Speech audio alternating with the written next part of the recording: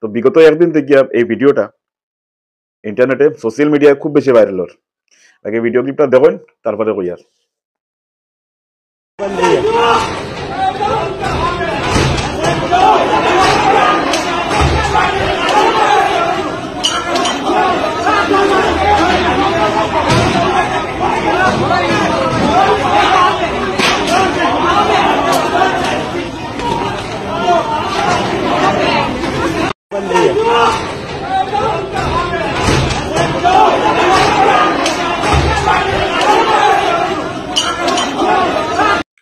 তো অনেক মানুষ এটা হিন্দু মুসলিমের রাইট করিয়া হইয়া ফেসবুকে ভাইরাল করে।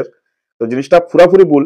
এটা হিন্দু মুসলিম নাই, এটা যারা অ্যাটাক করে তারাও মুসলিম মানুষ, আর যারা মায়ের খাইছে, যারা মারা হইছে তারাও মুসলিম মানুষ। ঘটনাটা এরকম হইছে যে যে পার্টি অ্যাটাক করছে ভিডিওর মধ্যে দেখা যায়, তারা একজন রে আগের থেকে এই যে দরজাটা খুলিয়া ভাঙ্গিয়া খোলা হইছে, সেই ঘরের ভিতরে ঢুকাইয়া এর আগে মারা হয়েছিল।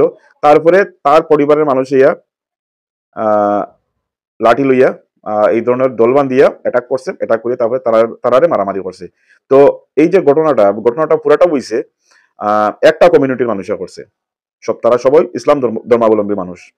তো এটাতে অন্যরকম একটা রূপ দিয়ে ইন্টারনেটে খুব বেশি ভাইরাল করাবার, তো যেটার কারণে হয়তো পরিবেশে একটু অন্যরকম পরিস্থিতি দাঁড়াইতে পারে সমাজে।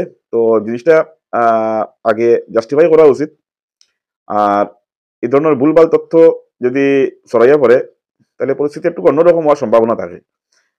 তো এটাই লেগেই আমি জিনিসটা একটু মানে ক্লিয়ার করিয়া দিলাম যে ঘটনাটা ঘটছে ঠিক আছে, কিন্তু এটা হিন্দু মুসলিমের কোনো ঘটনা না। যারা মাইর খাইছে তারাও মুসলমান, আর যারা মারছে তারাও মুসলমান। আর ঘটনাটা হয়েছে ইউপির গাজিয়াবাদ জেলার। আর টোটাল ঘটনাটা ঘটছে টাকা পয়সার লেনদেন লইয়া। আর যারা মারছে অথবা যারা মাইর খাইছে সবাই কিন্তু রিলেটিভস এর মধ্যে এই ঝগড়াটা হয়েছে, এছাড়া আর কিছু না। এটা অনেক মানুষও দেখছি বিভিন্ন মানে রং লাগাইয়া কালার করিয়া এই ভিডিও ক্লিপটা বিভিন্নভাবে শেয়ার করা ওর। তো এটা লেগেও জিনিসটা একটু ক্লিয়ার করাটা আমি উচিত মনে করছি।